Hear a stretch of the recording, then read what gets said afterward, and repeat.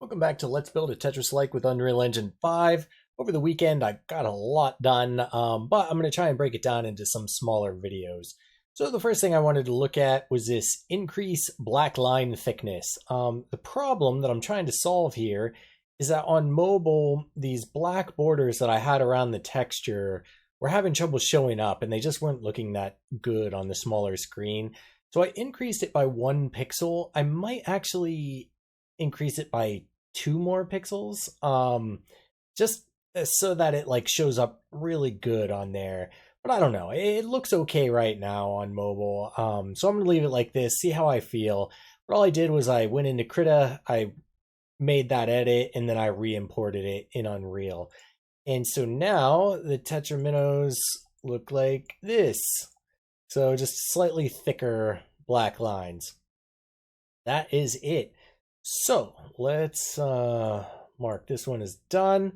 All right, so the next thing was I wanted to fix the field of view, because as you saw while you're playing, previously you couldn't see the cube, at least on desktop. You could see it on mobile, but you couldn't see the cube as you were building it. So you see how like the thing goes up there, and sorry, I had some other features going there. But anyway, so now what I did in order to change this was I changed the, let's go to player board. Originally, I had the aspect ratio to 16:9, and I was just kind of leaving it at that for PC and thinking I'll come up with a solution later. On mobile, with a 9:16 aspect ratio, it was showing up pretty good. So I really liked that. But it was a little too close to the cube.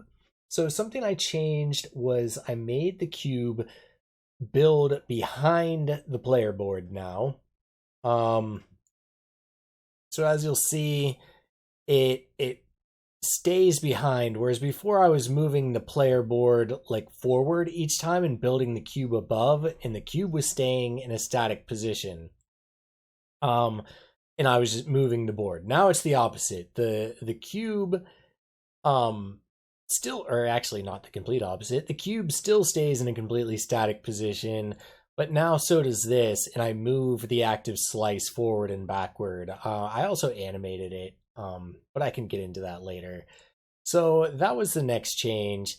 Now, in order for it to all show up properly on desktop, the same way it does on mobile, is I set the aspect ratio to be exactly the same, as you can see here, as it is on Android.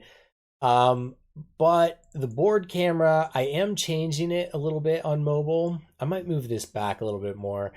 But I also changed it on desktop. And the reason for that is so that you could see more of it. But then when I decrease the field of view, it zooms in a little bit more on the play area. So the effect is that it has a much more close resemblance to what it looks like on mobile as it does on Xbox, or not Xbox, on PC. And the player experience will remain consistent across all platforms. So that's all I was really trying to accomplish with the field of view slider here. It was basically just tweaks to things that already existed. And then for some actual game logic, in the last video I did the clear lines, but I didn't move the blocks down after the lines were cleared. So I just created a function over on the block class. So after it's added to the blocks in play and removed from an in-play tetramino, it's basically just floating around on its own, and I set the position based on if it's in play or not. Now, after a block is cleared, or after a line is cleared, I wanted to go through and check, how did I do this here?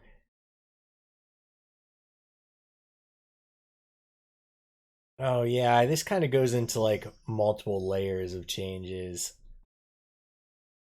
So maybe I won't go into this completely until I get into this rotating function that I built in for the cube.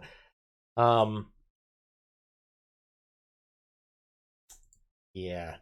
But anyway, the long and short of it is that I'm just moving it down 100 units. And that's it. And then I'm setting the cube position uh, because that is needing tracked to deal with the activity, the active slice logic. Yeah, a lot of this changed. See, this is why I need to make small changes and then only go through them one at a time.